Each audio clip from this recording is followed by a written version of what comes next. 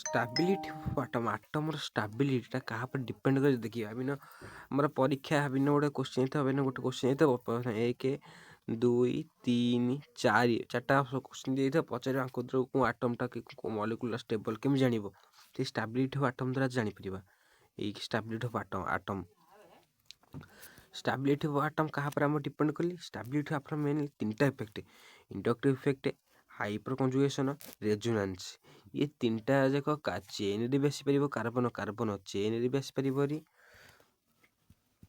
Carbon ଚେନ୍ରେ ବି ଆସିପାରିବ ହେରି, କିମ୍ବା ମାନେ ଗୋଟେ କାର୍ବନ ଚେନ୍ ଆଉ ଗୋଟେ କାର୍ବନ ଚେନ୍ ଆସିପାରିବ, କିମ୍ବା ମୋର ରିଙ୍ଗ ଷ୍ଟ୍ରକ୍ଚର ବି ଆସିପାରିବ, ରିଙ୍ଗ ଷ୍ଟ୍ରକ୍ଚର ବି ଆସିପାରିବ। ଏ 3ଟା ଯାକ ସବୁଠୁ ମୋଲି ପ୍ରାୟ ପରୀକ୍ଷାରେ ଆମର ଇଣ୍ଡକ୍ଟିଭ୍ ଇଫେକ୍ଟ ପଡ଼େ, ମେନଲି ଆମର ଇଣ୍ଡକ୍ଟିଭ୍ ଇଫେକ୍ଟ ପଡ଼େ, ତାପରେ ଆମର ରେଜୋନାନ୍ସ ହଳ ପଡ଼େ, କିନ୍ତୁ ମେନଲି ଇଣ୍ଡକ୍ଟିଭ୍ ଇଫେକ୍ଟ ବେଶୀ ପଡ଼େ। ପ୍ରାୟ ଇଣ୍ଡକ୍ଟିଭ୍ ଇଫେକ୍ଟ ଆଉ ରେଜୋନାନ୍ସ ଟିକେ ପଡ଼େ। ଏଇ ମେନ୍ ଇଣ୍ଡକ୍ଟିଭ୍ ଇଫେକ୍ଟ, ହାଇପର କଞ୍ଜୁଗେସନ ଆଉ ରେଜୋନାନ୍ସ, ଏଇ 3ଟା ଉପରେ ଆମର ଷ୍ଟାବିଲିଟି ଅଫ୍ ଆଟମ୍ ଡିପେଣ୍ଡ କରେ। ଆଉ ଗୋଟେ ଦେଖିଯିବା, ଫାଷ୍ଟ ଦେଖିଯିବା ଇଣ୍ଡକ୍ଟିଭ୍ ଇଫେକ୍ଟ। ଇଣ୍ଡକ୍ଟିଭ୍ ଇଫେକ୍ଟ କ'ଣ? ଇଣ୍ଡକ୍ଟିଭ୍ ଇଫେକ୍ଟ କ'ଣ? ଇଣ୍ଡକ୍ଟିଭ୍ ଗୋଟେ କାର୍ବନ ଗୋଟେ ଚେନ୍ ଥିବ, କାର୍ବନ ଗୋଟେ ଆଉ ଗୋଟେ ମନେ କରିଥିବ, କାର୍ବନ ଏଠି ଆଉ ଗୋଟେ ଲାଗିଥିବ, ଗୋଟେ ଗ୍ରୁପ୍ ଲାଗିଥିବ, ଏଠି ଆଉ ଗୋଟେ ଗ୍ରୁପ୍ ଲାଗିଥିବ, ଏଠି ଗୋଟେ ଗ୍ରୁପ୍ ଲାଗିଥିବ। ଏଇଟା ଯଦି ମୋର ଇଲେକ୍ଟ୍ରୋନେଗେଟିଭ୍, ଏଇଟା ଯଦି କାର୍ବନ ଚେନ୍ ଠାରୁ ମୋର ଇଲେକ୍ଟ୍ରୋନେଗେଟିଭ୍ ହେଇଥିବ, ଏଇ କାର୍ବନ ଚେନ୍ ଠାରୁ ଏଇ ଗ୍ରୁପ୍ ଯଦି ଅଧିକ ମୋର ଇଲେକ୍ଟ୍ରୋନେଗେଟିଭ୍ ଯଦି ହେଇଥିବ, ଇଏ କ'ଣ କରିବ ନା, ଏଇଠୁ ଯେଉଁ ବଣ୍ଡ ଥିବ, ଇଲେକ୍ଟ୍ରନ୍ ଥିବନି, ଏ ତାଳିକି ଟାଣିଦେବ। ଇଲେକ୍ଟ୍ରନ୍ଟାକୁ ଏଇଠି ଯେଉଁ କାର୍ବନ ପାଇଁ ଇଲେକ୍ଟ୍ରନ୍ ଥିବ, ଏ ତାଳିକି ଟାଣିଦେବ। ଟାଣିଦେଲେ କେମିତି ରହିବ? ସିଏ ଟାଣିଦେବା ଦ୍ୱାରା ଯେଉଁ ଇଲେକ୍ଟ୍ରନ୍ଟା ଏମିତି ସିଧା ରହିବା କଥା, ଟିକେ ବଙ୍କା ହେଇ ଢଳିକି ଆଡ଼ିକି ଢଳିକି ରହିବ। ମାନେ କେମିତି ରହିବ? ପ୍ରକୃତ ବଣ୍ଡଟା ଏମିତି ରହିବା କଥା।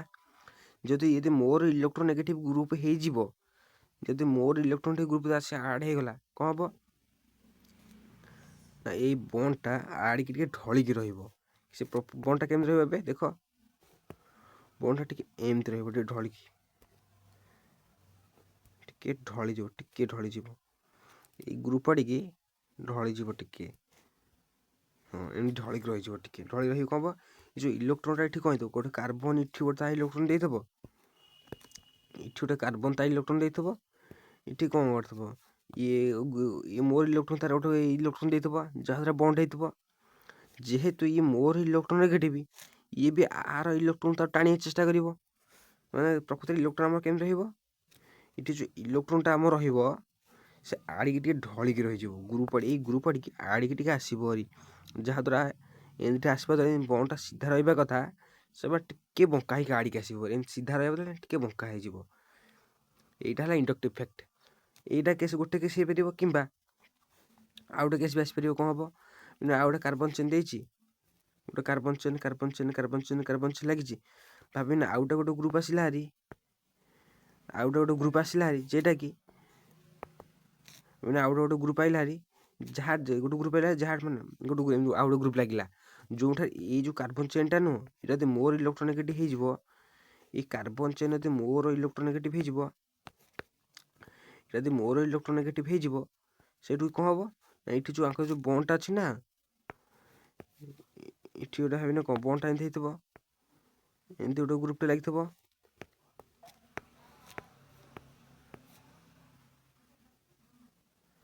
ଏଇ ଯେଉଁ ବଣ୍ଡ ଲାଗିଥିବ, ଏଠି ଆଉ ଗୋଟେ ଗ୍ରୁପ୍ ଲାଗିଥିବ। କ'ଣ ଭାବିନା, ଏଠି ଆଉ ଗୋଟେ ଗ୍ରୁପ୍ ଜି ଲାଗିଯାଇଥିବ। ଯଦି ଏଇ କାର୍ବନ ଚେନ୍ଟା ଏଇ ଗ୍ରୁପ୍ ଠାରୁ ମୋର ଇଲେକ୍ଟ୍ରୋନେଗେଟିଭ୍ ହେବ, ଯଦି ଏଇଟା ଯଦି ମୋର ଇଲେକ୍ଟ୍ରୋନେଗେଟିଭ୍ ହେବ, ତେବେ କ'ଣ ହେବ?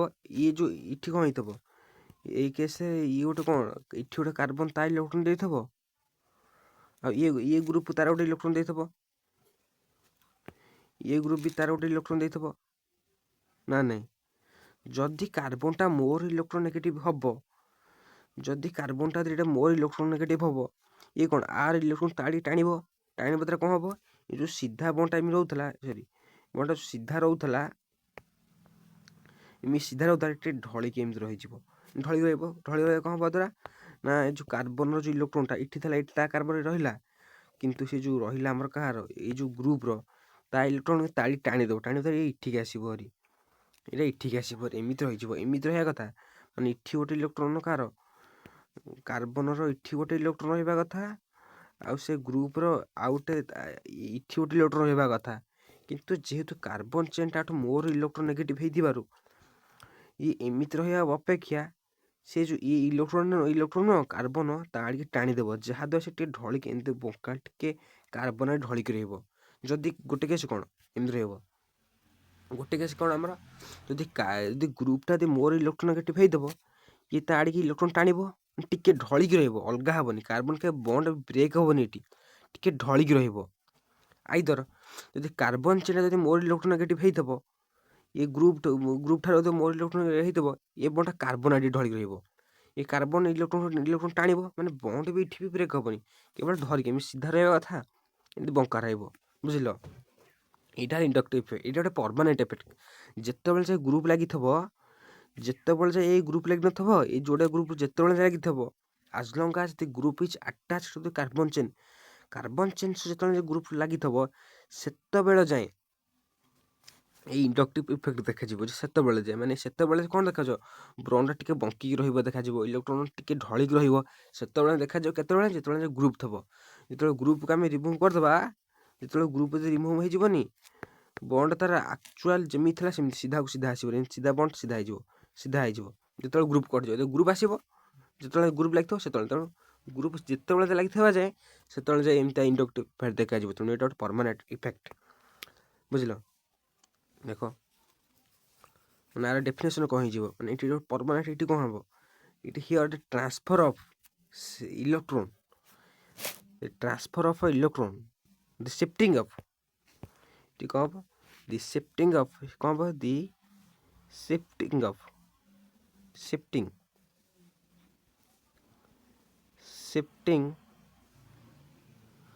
ଅଫ୍ ଇଲେକ୍ଟ୍ରୋନ୍, ଏଠି ଶିଫ୍ଟିଂ ଅଫ୍ ଇଲେକ୍ଟ୍ରୋନ୍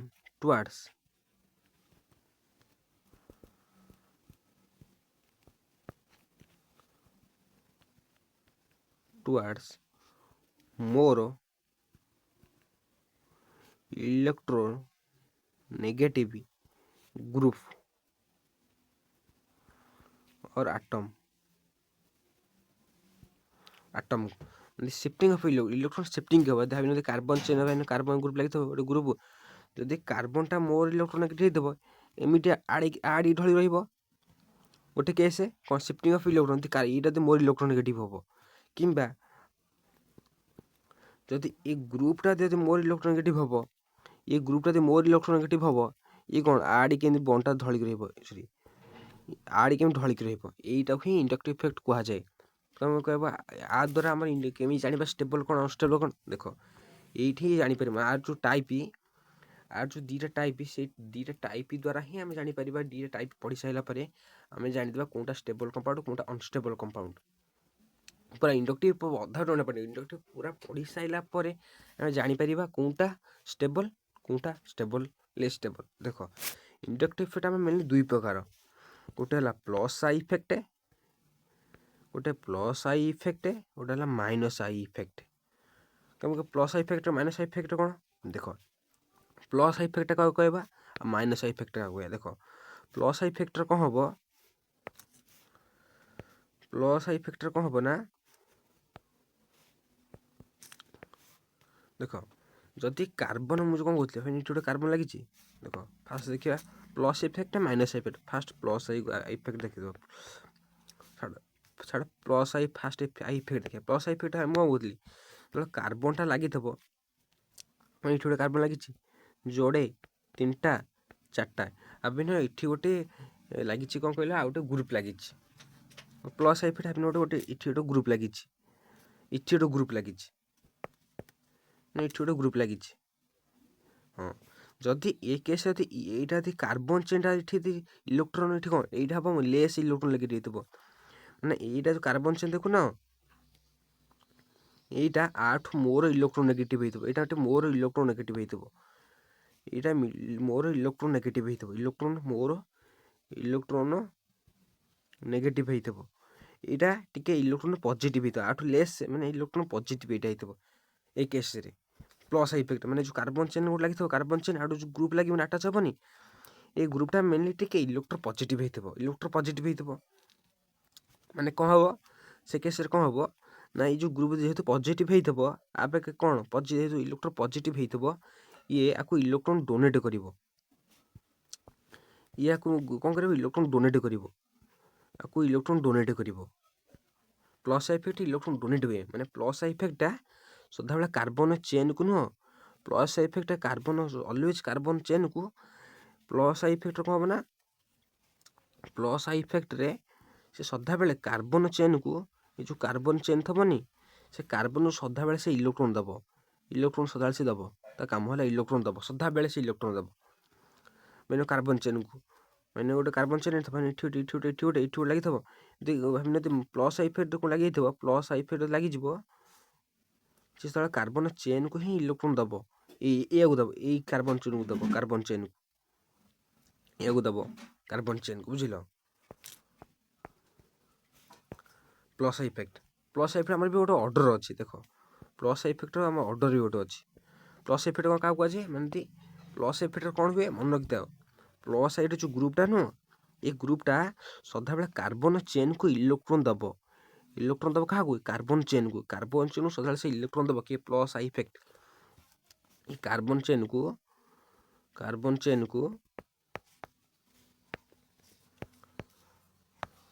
ये कार्बन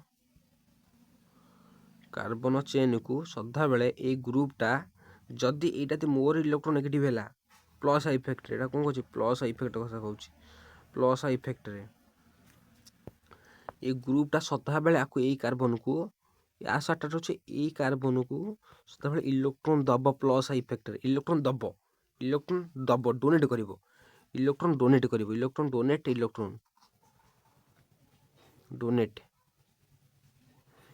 डोनेट करिवो क्या प्लस इफेक्ट रे से इलेक्ट्रोन डोनेट करिवो बुझिल कि ये ग्रुपटा जदि प्लस इफेक्ट ये कार्बन प्लस इफेक्ट कौन हम ये कार्बन चेनटा आमर मोर इलेक्ट्रोन नेगेटिव हो जेहेतु इलेक्ट्रोन टाणव ये ग्रुप भी इलेक्ट्रोन देदेव बुझिल इलेक्ट्रोन दब बुझिल तार ऑर्डर कौन आसमर देख आमर ऑर्डरटा आसो मतलब मेनली से ओ माइनस तापर आसो सी ओ माइनस तापर आम आसो सी ओ माइनस तापर आम आसो CH3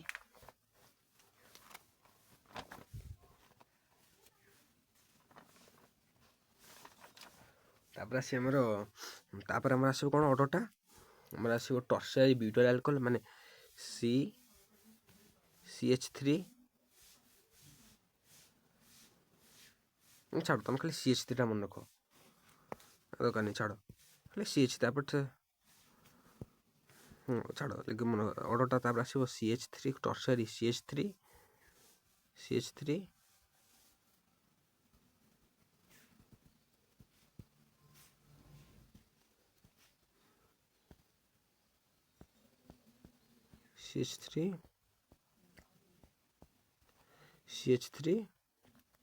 तापर कौन आसो टर्शियरी आसो सेकेंडरी तापर आसो CH3 तापर कौन आसो आमर ऑर्डर CH2 CH3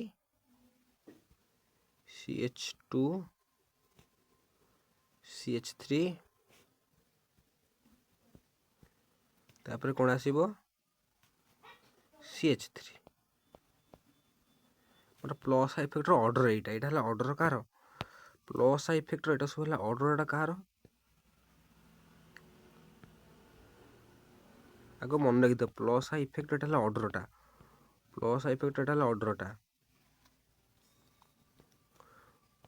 यहाँ प्लस इफेक्ट ऑर्डर ये ऑर्डरटा मन रखी प्लस इफेक्ट यहाँ ऑर्डर यही हिसाब से क्वेश्चन सल्व हम क्वेश्चन ऑर्डरटा पूरा घोषी मन रखी ये क्वेश्चन सल्व कले ये दरकार हे प्लस इफेक्टा पूरा घोषिक मन रखी हौ तापर देखा आमर प्लस इफेक्ट पूरा मन को स्क्रीनशॉट करदेव कि लिखी मुझे लिभेली ये प्लस इफेक्ट ऑर्डरटा पूरा भले मन रखी तापर आस माइनस इफेक्ट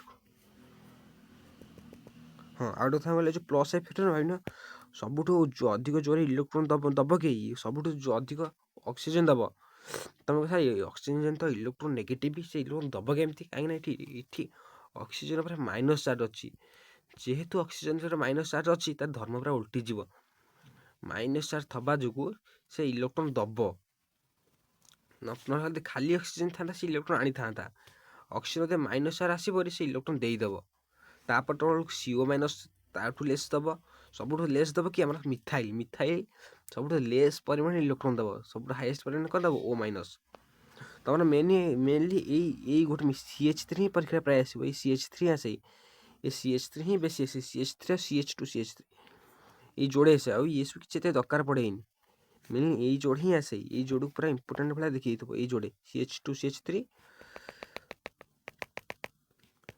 ମେନଲି କି ଏଇ ଯୋଡ଼େ ମେନଲି এই CH2 ଆଉ CH3 ହେଲା ହିଁ ମେନ୍ ତମ ପରୀକ୍ଷାରେ ଏଇ ଯୋଡ଼େ ହିଁ ଆସିବ ଆଉ ଆକୁ ଇଏ ସବୁ କିଛି ଆସେନି ଆକୁ ନ ଦେଖିଲେ ବି ଚଳିବ ମେନ୍ ଏଇ ଯୋଡ଼ାକୁ ଦିଅ CH2 CH3 ଆଉ ଖାଲି CH3 ଏଇ ଦୁଇଟା ହିଁ ପରୀକ୍ଷାରେ ଆସନ୍ତି ଆଉ ଏମାନେ କେହି ପ୍ରାୟ ଆସନ୍ତିନି 100 ରେ 19 ଥର ଇଏ ଆସିଲା ବେଳକୁ ଇଏ ଥରେକରେ ଆସିବ ତେଣୁ ଆକୁ ହିଁ ଦେଖି ଏଇ ଯୋଡ଼ାକୁ ବେଶୀ ଦେଖିଦେଇଥିବ ନା ସବୁଠୁ ଲେସ୍ ଦେବ CH3 ତାଠୁ C2H3 ଏଇ ଯୋଡ଼ାକୁ ଦେଖିଥିଲେ ଆମର 90% 90 କ'ଣ 98% କ୍ୱେଶ୍ଚିନ୍ ହେଇଯିବ କେବଳ ଆଉ ବାକି ଏଇ ରହିବ ଟିକେ ହଉ ଏବେ ଦେଖିବା ଆମର କ'ଣ ମାଇନସ୍ ଇଫେକ୍ଟ ଆକୁ ଦେଖେଇଥିବ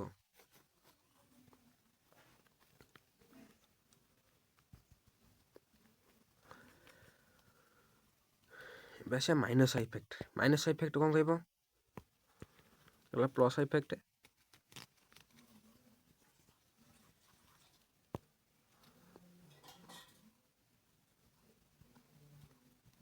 ବେଶୀ ମାଇନସ୍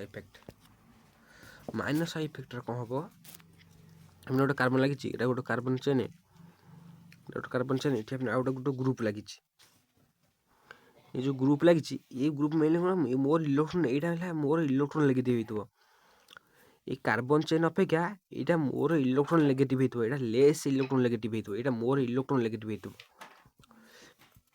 यहाँ मोर इलेक्ट्रोन नेगेटिव होता कौनटा मोर इलेक्ट्रोन नेगेटिव होता है ये ग्रुपटा जहाँद्वारा कौन हम ये कार्बन चेन ठार न ये इलेक्ट्रोन टाणव ये कार्बन जहाँद्वारा कार्बन चेन ठार इलेक्ट्रोन टाणव बुझिल ମୁଁ କହୁଥିଲି ଆଡ୍ ବଣ୍ଡ ରହିବ ଏଇଟା ସେଇ କେସ୍ ଏଠି ଏଇ ଗ୍ରୁପଟା ସେଥିରେ କ'ଣ ହେଉଥିଲା ସେ କାର୍ବନ ଚେନ୍ କ'ଣ ଇଲେକ୍ଟ୍ରୋନ ନେଗେଟିଭ ହେଉଥିଲା ପ୍ଲସ୍ ଏଠି ଓଲଟା ଏଠି ଏ ଗ୍ରୁପଟା ଇଲେକ୍ଟ୍ରୋନ ନେଗେଟିଭ ହେବ ତେଣୁ ଇଏ କାର୍ବନ ଇଲେକ୍ଟ୍ରୋନ ଟାଣିବ ମାନେ କାର୍ବନ ଏଠି ଇଲେକ୍ଟ୍ରୋନ ଦବ ମାନେ ଏ ଗ୍ରୁପ କ'ଣ କରିବ ଇଲେକ୍ଟ୍ରୋନ ଟାଣି ଆଣିବ ମାନେ ଇଲେକ୍ଟ୍ରୋନ ୱିଥଡ୍ର କରିବ ମାନେ ଏଠି ଇଏ ଇଲେକ୍ଟ୍ରୋନ କ'ଣ କରିବେ ଏଠି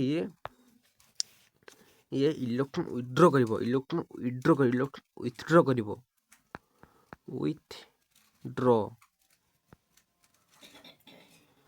ୱିଥଡ୍ର କରିବ ଇଲେକ୍ଟ୍ରୋନ ୱିଥଡ୍ର କରିବ କାହାଠୁ କାର୍ବନ ଚେନ୍ର ସେ ଇଲେକ୍ଟ୍ରୋନ ଟାଣି ଆଣିବ ତା ଆଡ଼ିକି ଇଲେକ୍ଟ୍ରୋନ ୱିଥଡ୍ର କରିବ ସେଥିରେ ସେ କ'ଣ କରିବ ଇଲେକ୍ଟ୍ରୋନ ଡୋନେଟ୍ କରିଥାନ୍ତା ଗ୍ରୁପ ଏଠି ଏ ଗ୍ରୁପ ଇଲେକ୍ଟ୍ରୋନ ୱିଥଡ୍ର କରିବ ଟାଣି ଆଣିବ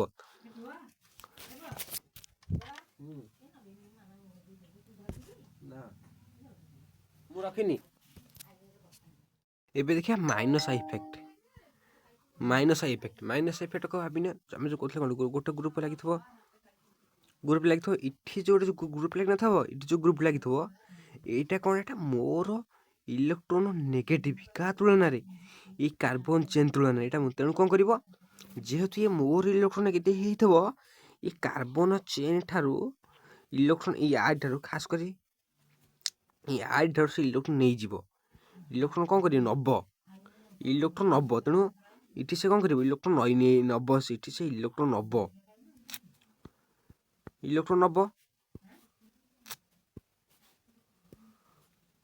ମାଇନସ୍ ଇଫେକ୍ଟ ଇଲେକ୍ଟ୍ରୋନ ନବ ସିଏ ଇଲେକ୍ଟ୍ରୋନ କ'ଣ କରିବ ଏଠୁ ସେ ୱିଥଡ୍ର କରିବ ସେଥିରେ କ'ଣ ହେଲା ସେ ଇଲେକ୍ଟ୍ରୋନ ଡୋନେଟ୍ କରୁଥିଲା ଇଲେକ୍ଟ୍ରୋନ ଦେଉଥିଲା ଏଠି ସେ ଇଲେକ୍ଟ୍ରୋନ ୱିଥଡ୍ର କରିବ ଏଠି ସେ ଇଲେକ୍ଟ୍ରୋନ ୱିଥଡ୍ର କରିବ ବୁଝୁଛ ନା ଏଠି ସେ ଇଲେକ୍ଟ୍ରୋନ ୱିଥଡ୍ର କରିବ ବୁଝିଲ ଆର୍ ବି ଗୋଟେ ମାଇନସ୍ ଅର୍ଡ଼ର ଅଛି ମୁଁ କେବଳ ଇମ୍ପୋର୍ଟାଣ୍ଟ ଏତେ ଅର୍ଡ଼ର ଘୋଷିବା କହିବି କେବଳ ଇମ୍ପୋର୍ଟାଣ୍ଟ କହିବି ଇମ୍ପୋର୍ଟାଣ୍ଟରେ ଘୋଷିଦେବ ଯିଏ ହିଁ କେବଳ ପରୀକ୍ଷାରେ ଆସିବ କେବଳ ଇମ୍ପୋର୍ଟାଣ୍ଟ ମାଇନସ୍ ଆଇର ଅର୍ଡ଼ରଟା କେବଳ ଇମ୍ପୋର୍ଟାଣ୍ଟ ହିଁ କରୁଛି ଯେଉଁ ପରୀକ୍ଷାଟା ଆମର ପଡ଼ିବ फास्ट आसो तुम NH3 आसो NH3 प्लस जिते सब दरकार NH3 प्लस तापर आसो आमर NO2 तापर आसो तुम कौन तापर आम आसो सियानाइड जिते सब दरकार आ पूर्व सब अच्छे सब जिते सब इम्पोर्टाट सियानाइड तापर आसो कौन तापर आम आसो तुम क्लोरीन सॉरी COOH तापर कौन आसो CO कार्बोक्सिलिक एसिड COOH तापर क्लोरीन तापर ब्रोमीन आयोडीन सॉरी फ्लोरीन रहा सॉरी फ्लोरीन टा कटिला ना क्लोरीन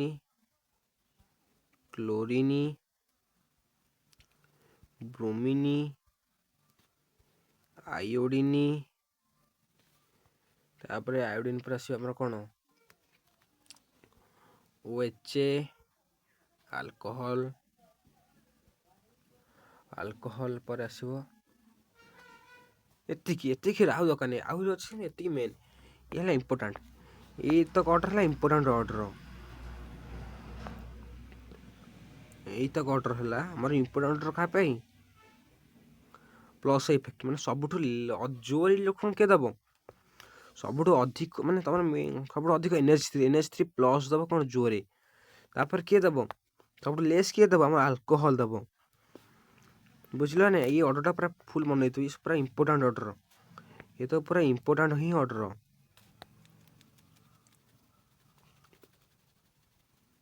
ये पूरा इम्पोर्टाट ऑर्डर आपको पूरा भल देखी ना सब जोर NH दब तापर NO2 तापर सियानाइड तापर कार्बोक्सिलिक एसिड तापर क्लोरीन ब्रोमीन आयोडीन OH 1 2 3 4 5 6 7 8 9टा ये 9टा ऑर्डर देखीदेव प्लस से कौन CH3 टा से CH3 टा के देखीदे चल केवल CH देखले भी चलो किसी ना से जोड़े जो कहते जोड़टा देखीदेव एतुर 8टा ये 10टा जाक देखीदे आम हो टोटाल 10टा से जोड़े एतुर 8टा देखीदेव एतिक ऑर्डर है प्राय 90% आमर कौन हो ना आमर जिते सब रहा क्वेश्चन सब हो चलो आम सब 90% स्टेबिलिटी क्वेश्चन सब हो चलो गोटे गोटे क्वेश्चन बस करवा ये ऑर्डर देखी था सब अधिक कि NH दब NO2 CN COH fluorine bromine गोटे क्वेश्चन देवा तो गोटे क्वेश्चन आइला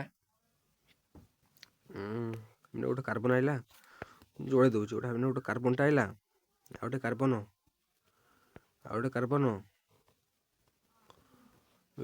CH लगी आपर पॉजिटिव चार्ज अच्छी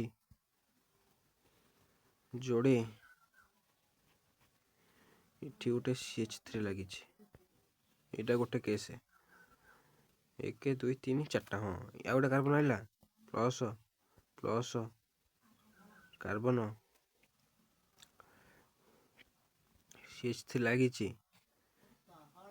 प्लस H लगी हाँ यहाँ कहना 1 नंबर यहाँ है 2 नंबर मोर स्टेबल किए हम कहल मोर स्टेबल किए हम कहल देखी कहल ये कौन कार्बन में पॉजिटिव चार्ज अच्छी इठी भी कार्बन पॉजिटिव चार्ज 3टा कार्बन इठी भी 3टा कार्बन अच्छी जेहेतु कार्बन में पॉजिटिव चार्ज अच्छी इठी भी कार्बन में पॉजिटिव चार्ज अच्छी इठी गोटे पॉजिटिव चार्ज अच्छी देख ना इठी कौन आ देख मो मिथाइल देख ये मिथाइल आम कौन गोटे प्लस आई ग्रुप गोटे प्लस मैंने इलेक्ट्रॉन ये कौन डोनेट कर इठी डोनेट कर इठी पॉजिटिव चार्ज अच्छी ये इठी इलेक्ट्रॉन डोनेट कर इठी पॉजिटिव अच्छी इठी जोड़े मिथाइल देख इठी गोटे मिथाइल इठी गोटे मिथाइल ये पर इलेक्ट्रॉन डोनेट कर ये भी आपको इलेक्ट्रॉन डोनेट कर बुझे ना नहीं ये पॉजिटिव चार्ज को आर पॉजिटिव चार्ज मैंने कौन ये इलेक्ट्रॉन भोकिला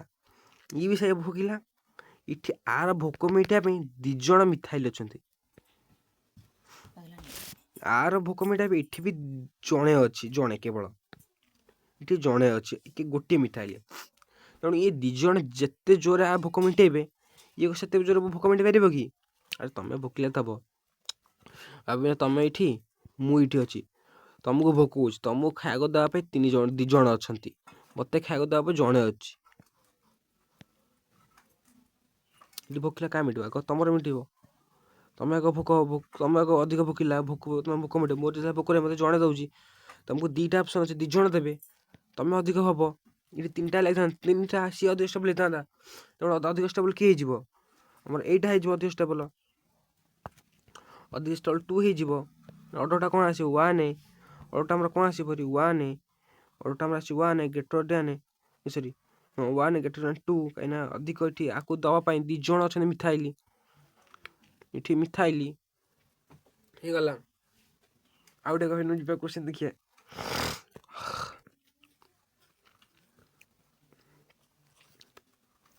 आउ क्वेश्चन पूर्व क्वेश्चन देखिए आउ गोटे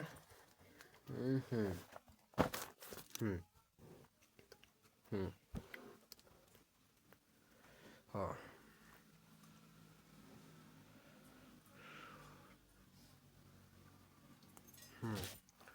तापर गोटे बेंजीन टे अच्छी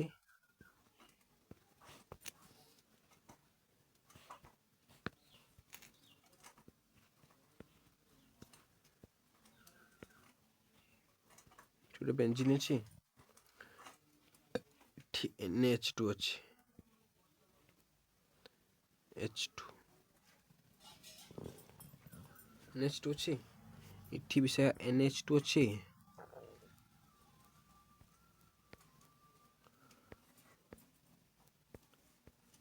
2 अच्छी इठी CH3 अच्छी क्लांको तो किए स्टेबल हम कहला कहला पुओ देख कौन करिया कहला देख इठी कौन अच्छी NH2 प्लस अच्छी ना नहीं अपने ये H प्लस देदेव गोटे मैंने कौन NH प्लस हो गोटे ये गोटे H प्लस देदेव ये कौन हो NH प्लस माने देख आसो NH plus sorry Na plus आसो ना इठी यदि H प्लस देदेव आप कौन आसो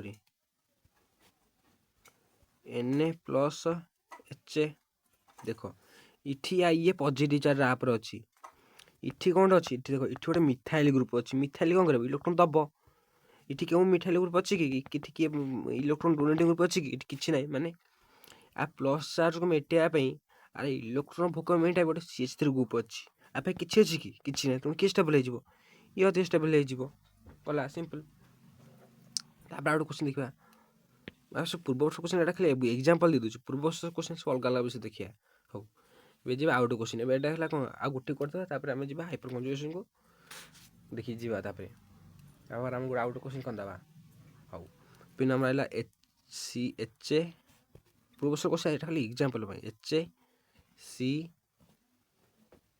नहीं नहीं छाड़ एटा टिके हार्ड है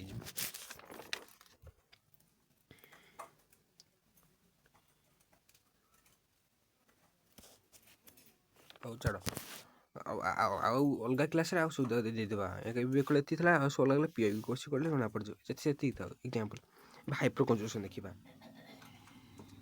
हाइपर कंजुगेशन कौन कर हाइपर कंजुगेशन आम कहते नो बॉन्ड रेजोनेंस आर अन्य ना है नो बॉन्ड रेजोनेंस बुझल बिना बॉन्ड रेजोनेंस हम एटा केवल ट्रिकटा बुझ देख कौन हम यहाँ आम कार्बोकैटायन क्षेत्र लगे पार कार्बन प्लस कार्बोकैटायन क्षेत्र लगे पार फ्री रेडिकल जो कार्बन फ्री रेडिकल था से केस लगे पार और जो आल्किन था जो double bond CH2 single bond आसबनी CH2 double bond CH2 case आसपार ये 3टा केस आसपार हाइपर कंजुगेशन आम कार्बोकैटायन आसपार फ्री रेडिकल आसपार आम आल्किन डबल बॉन्ड क्षेत्र आसपार ट्रिपल बॉन्ड भी क्षेत्र आसपार डबल बॉन्ड हो ट्रिपल बॉन्ड क्षेत्र भी आसपार यूडियो गोटे हाइपर कंजुगेशन देखिए हाइपर कंजुगेशन टा फास्ट देखिए कार्बोकैटायन क्षेत्र केमती आसो फास्ट देखिए कार्बोकैटायन रे फास्ट देखिए कार्बोकैटायन रे এই কার্বোକାଟାୟନ ଫାଷ୍ଟ ଦେଖିବା ହାଇପରକଞ୍ଜୁଗେସନ। ଆଉ କାର୍ବୋକାଟାୟନ କାର୍ବନ ଯେତେବେଳେ ପଜ୍ ଥବ କାର୍ବୋକାଟାୟନ କ୍ଷେତ୍ରରେ ଆଉ କାର୍ବୋକାଟାୟନ କ୍ଷେତ୍ରରେ କ'ଣ ଭାବିନ ଆମର ଗୋଟେ ଅଛି ଭାବିନ CH3 ଅଛି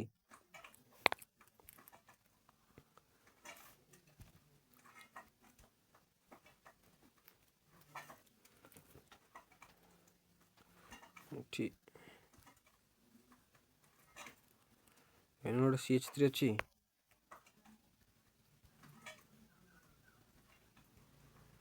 CH3 CH2 ପ୍ଲସ୍ ଅଭିନୟ ଏଠି ଅଛି।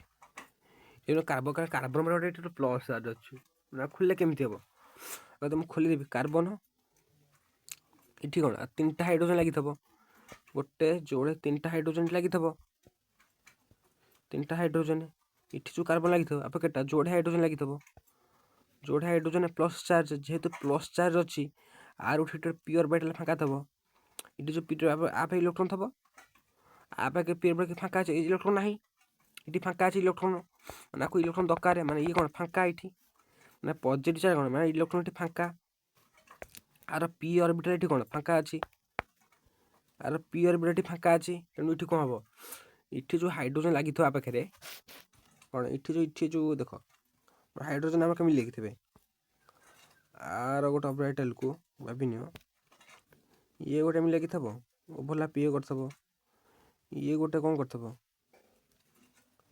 ଆମର କ'ଣ ଥିବେ ଏଠି ଗୋଟେ ଆମର ହାଇଡ୍ରୋଜେନ୍ କ'ଣ ଥିବ ଏମିତି ଗୋଟେ ଓଭରଲାପ୍ କରିଥିବ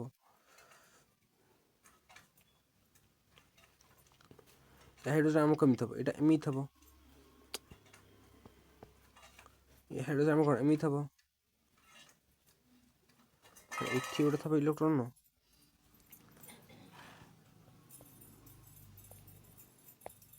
ହଁ ଏଠି ଏମିତି ଆଇଲା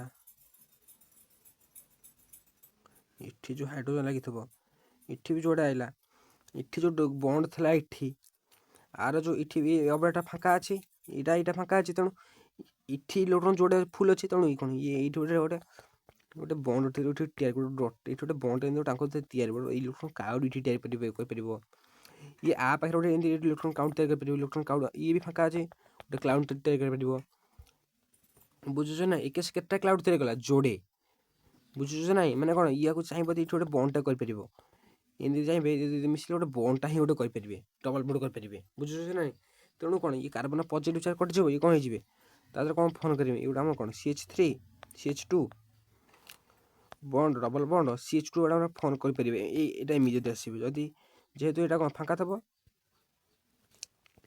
ଏଇଟା ଫାଙ୍କା ଥବ ଇଏ ଯେତେବେଳେ ଇଲେକ୍ଟ୍ରନ୍ କାଉଡ଼ ହେଲା ଇଏ ଭାଇ ଗୋଟେ ବଣ୍ଡଟା ତିଆରି କରିଦେବେ ଯେତେବେଳେ ଗୋଟେ ବଣ୍ଡଟା ତିଆରି କରିଦେବେ ଏ ବଣ୍ଡଟା ତିଆରି କରିଦେଲେ ଗଲା ଇଏ କାର୍ବନର ତାର ଯେଉଁ ପ୍ଲସ୍ ଚାର୍ଜ ଥିଲା ଯେଉଁ ଇଲେକ୍ଟ୍ରନ୍ ଫାଙ୍କା ଥିଲା ଇଏ ଗୋଟେ ଦେଇକି ତାର ଫିଲ୍ କରିଦେଲା ବୁଝୁଛ ନା ଇଏ ଯୋଡ଼ାକୁ ଦେଇ କରିଦେଲା ଗୋଟେ ବଣ୍ଡଟା ତିଆରି କରିଦେଲା ତେଣୁ କ'ଣ ଇଏ ଆମ ଏମିତି ଷ୍ଟେବଲ୍ ହେଇଯିବ ବୁଝୁଛ ନା ନାହିଁ ସେମିତି ଏଠି କ'ଣ ଦେଖ ଭାବିନ ଦେଖିବା ଆଉ ଗୋଟେ କେସ୍ରେ ଭାବିନ ଏଠି ଅଛି କ'ଣ କହିଲ ସେଇ କେସ୍ରେ ଦେଖ କେମିତି ମାନେ ଟ୍ରିକ୍ଟା ଦେଖ ଏଇଟା ସିନା ବୁଝିଗଲା ଟ୍ରିକ୍ଟା ଦେଖ କ'ଣ ହେବ ଏଠି କ'ଣ ଫାଙ୍କା ଥିଲା ହେଲେ ଏ 2 ଜଣ କ'ଣ ଆର 2ଟା ଇଲେକ୍ଟ୍ରନ୍ ଆସ ମିଶି ଗୋଟେ ବଣ୍ଡ ତିଆରି କଲେ ଯଦି ପରୀକ୍ଷା କେମିତି ଦେଖ ପରୀକ୍ଷା ଟ୍ରିକ୍ ଦେଖ କେମିତି ଟ୍ରିକ୍ଟା ବୁଝିବ ଟ୍ରିକ୍ରେ ହିଁ କରିବ ପରୀକ୍ଷା ଭାବିନ ଏଠି CH3 ଅଛି ଏଠି CH2 ପ୍ଲସ୍ ଅଛି CH2 ପ୍ଲସ୍ ଏ ଯେଉଁ ପ୍ଲସ୍ ଚାର୍ଜ ନୁହଁ ଏ ଯେଉଁ ପ୍ଲସ୍ ଚାର୍ଜକୁ ଲାଗିଥିବ କାର୍ବନ ଏଇ ଯେଉଁ ପ୍ଲସ୍ ଚାର୍ଜ ଯେଉଁ କାର୍ବନ ଲାଗିନଥିବ ଏଇ ପ୍ଲସ୍ ଚାର୍ଜ ଯେଉଁ କାର୍ବନ ଲାଗିଥିବ ତାକୁ ଆମେ ଆଲଫା କାର୍ବନ କହିବା ଏଇ ଆଲଫା କାର୍ବନ ସହିତ ଯେଉଁ ହାଇଡ୍ରୋଜେନ୍ ଥିବ ଏ ହାଇଡ୍ରୋଜେନ୍ କ'ଣ ଏମିତି ଥିବ ଏଠି ଏ ହାଇଡ୍ରୋଜେନ୍ କ'ଣ ଏଠି ଏମିତି ଥିବ ଏଠି ଗୋଟେ ହାଇଡ୍ରୋଜେନ୍ ଏଠି ଗୋଟେ ହାଇଡ୍ରୋଜେନ୍ ଏମିତି 3ଟା ହାଇଡ୍ରୋଜେନ୍ ଥିବେ ଏଠି କ'ଣ ଆମର ଗୋଟେ ହାଇଡ୍ରୋଜେନ୍ ଥିବ ଏଠି ଗୋଟେ ଏମିତି ଏ ବଣ୍ଡଟା ଏମିତି ଥିବ ଆମର ଏ ବଣ୍ଡଟା ଏଇ କାର୍ବନ ସହ ପଜିଟିଭ୍ କାର୍ବନ ସହ ଯେଉଁ କାର୍ବନ ଲାଗିଥିବ ତୁମେ ଆଲଫା କାର୍ବନ କହିବା ଏଇ ଆଲଫା କାର୍ବନ ସହ ଯେ ସବୁ ହାଇଡ୍ରୋଜେନ୍ ଲାଗିଥିବେ ଆକୁ ଆମେ ଆଲଫା ହାଇଡ୍ରୋଜେନ୍ କହିବା ଏଠି କେତେଟା ଆଲଫା ହାଇଡ୍ରୋଜେନ୍ 3ଟା ତେଣୁ ଯେତେଟା ଆଲଫା ହାଇଡ୍ରୋଜେନ୍ ହେବେ ଆଲଫା ହାଇଡ୍ରୋଜେନ୍ ଏତେ ଅଧିକ ହେବେ ମାନେ ଆଲଫା ହାଇଡ୍ରୋଜେନ୍ ଯେତେ ଅଧିକ ମାନେ ମୋର ଆଲଫା ହାଇଡ୍ରୋଜେନ୍ ମାନେ ଯେତେ ଆଲଫା ହାଇଡ୍ରୋଜେନ୍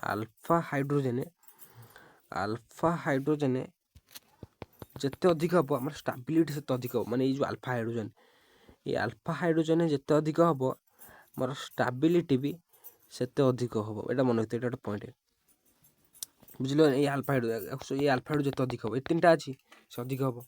ଏବେ ଦେଖ କୋଶ୍ଚିନ୍ ବସି କରିବା। ଇଏ ବି ସେଇ ଏଇ ଆଲଫା ହାଇଡ୍ରୋଜେନ୍ ଆମର ଆସିବ କୋଉଥିରେ ଆସିବ, କାର୍ବୋକାଟାନରେ ଆସିବ, ଆଲକିନ୍ ଡବଲ୍ ବଣ୍ଡରେ ଆସିବ, ଫ୍ରି ରାଡିକାଲରେ ବି ଆମର ଏଇ ଆସିବ କ'ଣ କହିଲ ଆଲଫା ହାଇଡ୍ରୋଜେନ୍ ଆସିବ ଭାରି। ବୁଝୁଛ ନା ନାଇଁ? ଦେଖ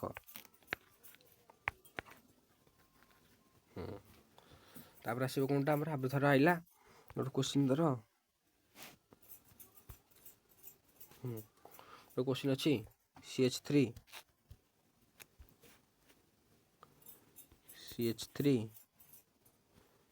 CHA ଏଠି ପ୍ଲସ୍ ଚାର୍ଜ ଅଛି, ଏଠି ଆମେ ଆଇଲା ହାରି CH3 ପୂର୍ବ ଅଲଗା କ୍ଲାସ୍ର ଖାଲି ଏକ୍ଜାମ୍ପଲ୍ ଗୋଟେ ଦେଉଛି। CH3 CHA ଏବେ ଏଠି ଆଇଲା ହାରି କେତେ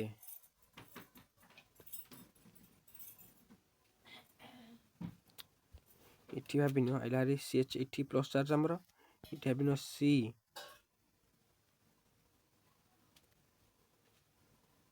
ଏଠିକି ଆମର ଆଇଲା CH3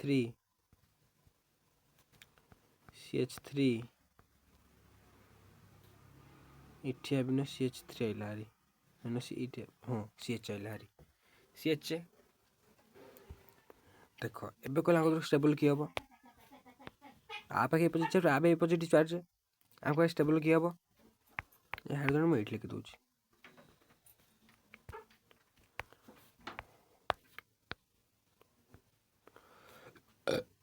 କହିବି ଆଙ୍କୁ ତ ଷ୍ଟେବଲ୍ କିଏ ହେବ? ଏଠି ବି କହିବ ସାର୍ ଏଠି ବି ଗୋଟେ ପଜିଟିଭ୍ ଚାର୍ଜ, ଏଠି ପଜିଟିଭ୍ ଚାର୍ଜ। ଆମେ ଲେଖିବା ଆଲଫା ହାଇଡ୍ରୋଜେନ୍। ଆମ କନସେପ୍ଟ କ'ଣ? ଆଲଫା ହାଇଡ୍ରୋଜେନ୍ ଯାହାର ଅଧିକ ହେବ, ମୋର ଆଲଫା ହାଇଡ୍ରୋଜେନ୍ ସେ ଷ୍ଟେବଲ୍ ଅଧିକ, ଷ୍ଟାବିଲିଟି ତା କ'ଣ ଷ୍ଟେବଲ୍ଟା ସେ ଯେତେ ମୋର ଆଲଫା ହାଇଡ୍ରୋଜେନ୍ ମୋର ଷ୍ଟେବଲ୍। ଏଇ କେସ୍ ଆଲଫା ହାଇଡ୍ରୋଜେନ୍ କେତେଟା ଅଛି? ଏଠି ଗୋଟେ କାର୍ବନ, ଏଇ କାର୍ବନ୍ସ ଲାଗି ଆମେ କେତେଟା କାର୍ବନ ଅଛି? ଯୋଡ଼େ କାର୍ବନ। ଏଠି ଗୋଟେ କାର୍ବନ ଆଲଫା କାର୍ବନ, ଏଇ କାର୍ବନ୍ସ ଲାଗି ଆମେ କେତେଟା କାର୍ବନ? ଯୋଡ଼େ କାର୍ବନ। ଏଇଟା ଗୋଟେ କାର୍ବନ, ଏଇଟା ଗୋଟେ କାର୍ବନ। ଏଠି ଆଲଫା କାର୍ବନ ଅଛି, ଏଠି ବି ଗୋଟେ ଆଲଫା କାର୍ବନ ଅଛି।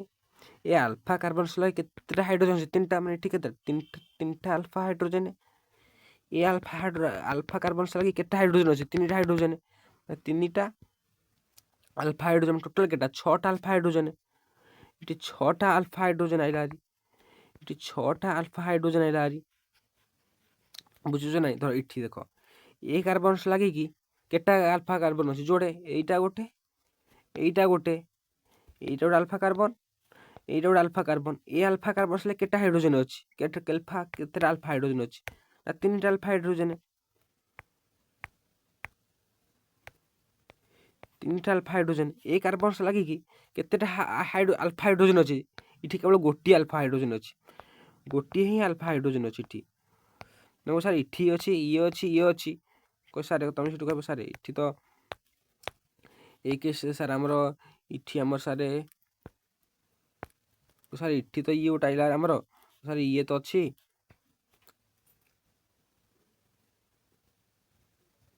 ଏଠି ଇଏ ଅଛି ମୋର CH3 ଅଛି, CH3 ତାକୁ କାହିଁ କୁହାହେଲାନି? ଏଠି ଯେଉଁ CH3 ଅଛି, ଏଠି CH3 ଅଛି, ଏଠି CH3 ଅଛି। ଇଏ କ'ଣ ଏ କାର୍ବନ ସହ ଲାଗିଛନ୍ତି କି? ଇଏ ଆ ସହ ଲାଗିଛନ୍ତି। ଆ ସହ ଯେଉଁ କାର୍ବନ ଲାଗିଥିବ ଆରି ସହ, ଇଏ କ'ଣ ଯେଉଁ କାର୍ବନ ଆରି ସହ ଲାଗିଥିବ, ଆରି ସହ ଯେଉଁ କାର୍ବନ ଲାଗିଥିବ ତାକୁ ହିଁ ଆଲଫା କାର୍ବନ କୁହାଯିବ। କେବଳ ଏଠି କ'ଣ ଆରି ସହ କେବଳ ଏଇ ଗୋଟେ ଲାଗିଛି ଡାଇରେକ୍ଟଲି। ଇଏ କ'ଣଟା ଡାଇରେକ୍ଟ ଲାଗିଛି କି? ଏଇ କାର୍ବନଟାକୁ ହିଁ ଆଲଫା କାର୍ବନ କୁହାହବ। ଆରି ସହ ଲାଗିଯିବ ଆଲଫା ହାଇଡ୍ରୋଜେନ୍। ଏଠି ଗୋଟେ ହାଇଡ୍ରୋଜେନ୍ ଲାଗିଛି, ଏଠି ଗୋଟେ କେବଳ। ଦେଖୁଛ ନା ଏଠି କ'ଣ ଇଏ କାର୍ବନର ହାଇଡ୍ରୋଜେନ୍, ଏ କାର୍ବନ ସହ ତିନିଟା। ଆକୁ ଯଦି ମୁଁ ଖୋଲିବି ଏଠି କ'ଣ ହେଇଥିବ? ଏଇ କାର୍ବନ, ଆ ଉପରେ ଗୋଟେ ହାଇଡ୍ରୋଜେନ୍, ଆ ଏଠାରେ ଗୋଟେ ହାଇଡ୍ରୋଜେନ୍, ଏଠି ଗୋଟେ ହାଇଡ୍ରୋଜେନ୍।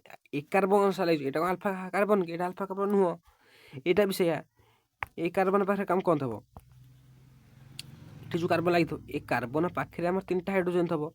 ଏ କାର୍ବନ ପାଖରେ ଏଇଟା କ'ଣ ଆଲଫା କାର୍ବନ କି? ଏଇଟା ବି ଆଲଫା କାର୍ବନ ନୁହଁ କି? ଏଇଟା ଆଲଫା କାର୍ବନ ନୁହଁ, ଆମର କେବଳ ଏଇଟା ହିଁ ଆଲଫା କାର୍ବନ। ଆର ସହ ଯେଉଁ ହାଇଡ୍ରୋଜେନ୍ ଲାଗିଥିବ ଆର ସହ ଗୋଟିଏ ହାଇଡ୍ରୋଜେନ୍ ଏଠି ଲାଗିଛି, ଏଠି ଏ କାର୍ବନ ସହ ଲାଗିଛି ନା। ଇଏ କ'ଣ ଆଲଫା ହାଇଡ୍ରୋଜେନ୍ କି? ଇଏ କ'ଣ ଆଲଫା କାର୍ବନ କି? ଇଏ ଆଲଫା କାର୍ବନ ଆମର ନୁହଁ। ତେଣୁ ଏଠି କେବଳ ଗୋଟିଏ ହାଇଡ୍ରୋଜେନ୍ ଲାଗିଛି। ତେଣୁ ଏଠି ଆଲଫା ହାଇଡ୍ରୋଜେନ୍ କେତେ ହେଲା? ଗୋଟେ ଆଲଫା ହାଇଡ୍ରୋଜେନ୍। ଏଠି 3ଟା ଆଲଫା ହାଇଡ୍ରୋଜେନ୍, ଏଠି ଗୋଟେ ଆଲଫା, ଟୋଟାଲ୍ କେତେ? 4ଟା ଆଇଲା ହାରି। ମୋଟ ଉପରେ ଏପଟେ ଗୋଟେ 6ଟା, ଏଠି 6ଟା, ଏଠି 4ଟା। ତେଣୁ ଅଧିକ ଷ୍ଟେବଲ୍ କିଏ ହେବ? ଯେଉଁଟା 6ଟା ଅଛି। ତେଣୁ ଅଧିକ ଷ୍ଟେବଲ୍ କୋଉଟା ହେଇଯିବ? ଏଇଟା ହେଇଯିବ। ଅଧିକ ଷ୍ଟେବଲ୍ ଆମର ଏଇଟା ହେଇଯିବ। ଏଇଟା ଆମର ଅଧିକ ଷ୍ଟେବଲ୍ ହେଇଯିବ, ବୁଝୁଛ ନା ନାଇଁ? ସେଇଭଳିଆ, କାହିଁକିନା ଏଠି ଆଲଫା ହାଇଡ୍ରୋଜେନ୍ ଥିବ। ମୋର ଆଲଫା କନସେପ୍ଟ କ'ଣ? ମୋର ଆଲଫା ହାଇଡ୍ରୋଜେନ୍।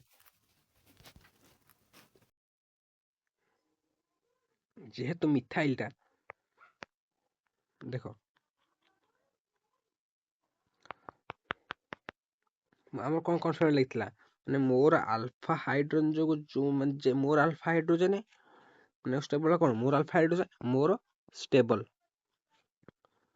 ମୋର ଷ୍ଟେବଲ୍। ଏଇଟା ମନେ ରଖିଥାଅ। ଆଉ ଭାବିନ ଗୋଟେ କମ୍ପାଉଣ୍ଡ ଅଛି ଏକ୍ସ, ଗୋଟେ ୱାଇ, ଏଇଟା ଆମର ଇଣ୍ଡକ୍ଟିଭ ଦୃଷ୍ଟିରୁ ଷ୍ଟେବଲ୍, ଏଇଟା ଆମର ହାଇପର କଞ୍ଜୁଗେସନ୍ ଯୋଗୁଁ ଷ୍ଟେବଲ୍। ତେବେ କହିଲ, ତେବେ ଆମର ରୁଲ୍ କହୁଛି ଏକ୍ସଟା ଅଧିକ ଷ୍ଟେବଲ୍ ହେବ। କାହିଁକି ନା ଭାବିନିଅ ରେଜୋନାନ୍ସ, ହାଇପର କଞ୍ଜୁଗେସନ୍, ଇଣ୍ଡକ୍ଟିଭ, ମାନେ ଫାଷ୍ଟ ଆସିବ ରେଜୋନାନ୍ସ, ଆଗ ଦେଖିବ ରେଜୋନାନ୍ସ ଯଦି ଯେଉଁ କମ୍ପାଉଣ୍ଡଟା ଷ୍ଟେବଲ୍ ହବ ସେଇଟା ମୋର ଷ୍ଟେବଲ୍, ତାପରେ ହାଇପର କଞ୍ଜୁଗେସନ୍ ଯୋଗୁଁ ଯେଉଁ ଷ୍ଟେବଲ୍ ସେଇଟା ମୋର ଷ୍ଟେବଲ୍, ଇଣ୍ଡକ୍ଟିଭ ଯୋଗୁଁ ସେଇଟା ମୋର ଷ୍ଟେବଲ୍। ଭାବିନି ଏଠି ଆଉ ଗୋଟେ କମ୍ପାଉଣ୍ଡ ଜେଡ୍ ଥାନ୍ତା, ସେଇଟା ଭାବିନିଅ କ'ଣ ହେଇଥାନ୍ତା ନା ରେଜୋନାନ୍ସ ଯୋଗୁଁ ଷ୍ଟେବଲ୍ ହେଇଥାନ୍ତା।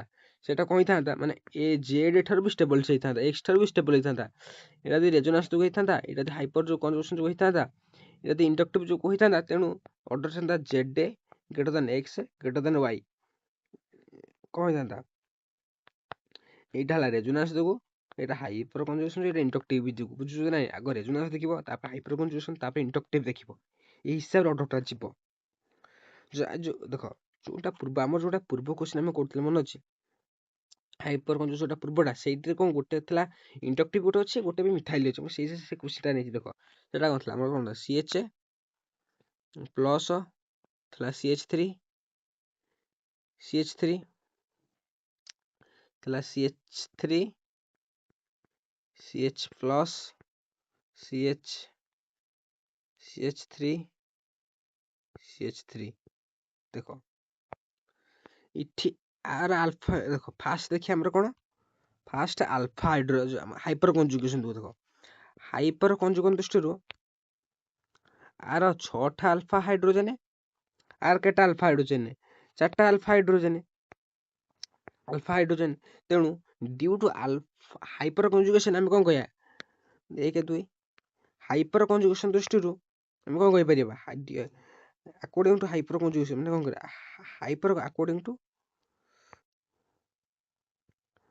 ଆକର୍ଡିଂ ଟୁ ହାଇପର କଞ୍ଜୁଗେସନ୍ ମୋର 1 ଇଜ୍ ମୋର stable, according to hyper conjugation 1 is ମୋର ଷ୍ଟେବଲ୍ ଦେନ୍ ଗ୍ରେଟର ଦେନ୍ 2 ନା ନାହିଁ? ହାଇପର କଞ୍ଜୁଗେସନ୍ ଦେଖ ଆକର୍ଡିଂ ଟୁ କ'ଣ, ହାଇପର କଞ୍ଜୁଗେସନ୍ ଯୋଗୁଁ। ଦେଖ এইটা ବି ଆମେ ଜାଣିଛେ, ଏଇଟା ପ୍ଲସ୍ ଚାର୍ଜ ଅଛି, ଏଠି ପଜିଟିଭ୍ ଚାର୍ଜ ଅଛି। ଏଇଟା ମିଥାଇଲଟା ଆମର କ'ଣ, ଇଲେକ୍ଟ୍ରନ୍ ଡୋନେଟ୍ ହେବ, ଏଠି ଆକୁ ଇଏ ଇଲେକ୍ଟ୍ରନ୍ ଦେବ, ଏଠି ଆକୁ ଇଏ ଏଠି ଦେବ, ଏଠି କେଟା, ଏଠି ଯୋଡ଼େ ମିଥାଇଲ ଦେଲେ ନା ନାହିଁ, ଏଠି କେତେଟା, ଏଠି ଏ ମିଥାଇଲ ବି ଦେବ ଏଠିକି। ଦେଖ ଏ କାର୍ବନଟା ମନେ ଅଛି, ଏଇଟା କ'ଣ ମିଥାଇଲ ଠାରୁ, ଏଇଟା ମିଥାଇଲ ଗ୍ରୁପ ଠାରୁ ଏଇଟା ଅଧିକ ଜୋରରେ ଇଲେକ୍ଟ୍ରନ୍ ଡୋନେଟ୍ କରିବ, ମାନେ ଏଇଟା ଅଧିକ ଦେବ ଇଲେକ୍ଟ୍ରନ୍ ଅର୍ଡରରେ, ମନେ ଅଛି? ଏଇଟା ଆଗ ଆଉଥିଲା ମିଥାଇଲ ଠାରୁ, ମାନେ କ'ଣ ହବ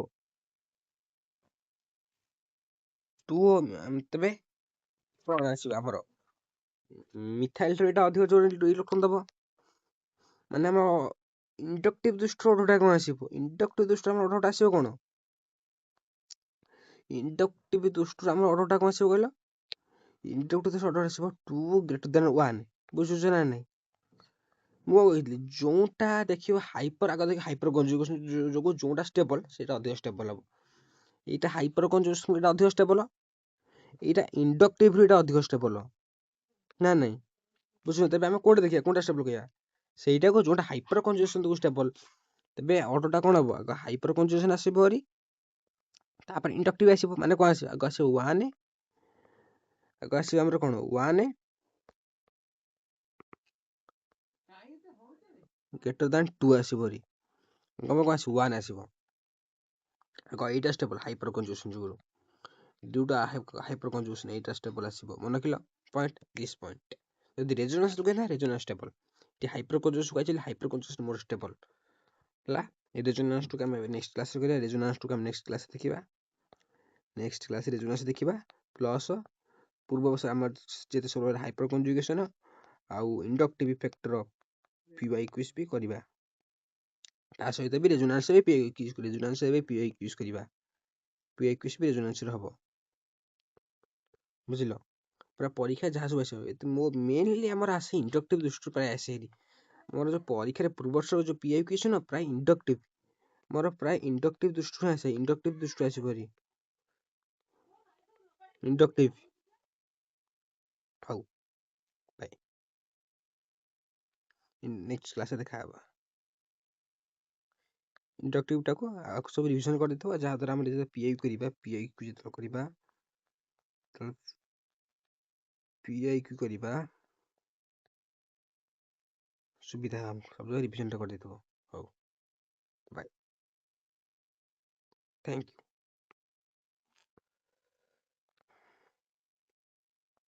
Thank you for watching.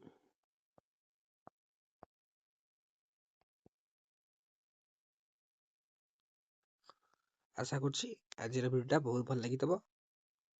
ଆସନ୍ତା କ୍ଲାସରେ ଆମେ କ'ଣ କରିବା? ଆମର ଆସନ୍ତା କ୍ଲାସରେ ଯେଉଁଟାକି ଆମର ଆସିଯିବ, ଆଜି କୋଉ ବାର? ବୁଧବାର। ଶୁକ୍ରବାର ଯେଉଁ କ୍ଲାସଟା ଆମର ଆସିବ, ସେଇ କ୍ଲାସରେ ଆମେ ରେଜୋନାନ୍ସ ତା ସହିତ PI ଦେଖିଦେବା।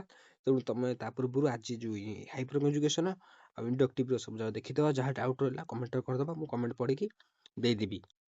ତମେ ଏଇଟା କେହି କମେଣ୍ଟ କରିନଥିଲ ଏଇ ପୂର୍ବ କ୍ଲାସ, କେହି ଦେଖୁନାହାନ୍ତି।